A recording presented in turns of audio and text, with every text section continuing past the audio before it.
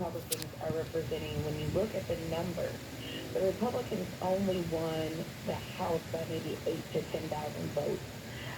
These were tight races. There was one Republican that only won by a little over 200 out of maybe 100,000 votes that were cast.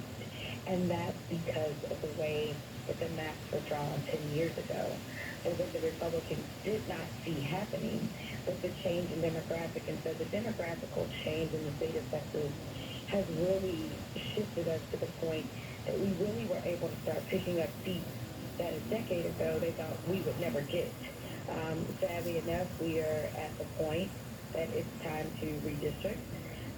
And what the Republicans have done is, if you look at the legislation that came through, not this session, but the previous session, the 86th legislative session, that legislation was so mild. The Republicans wanted to be public education champions, and that is what they on because they were nervous.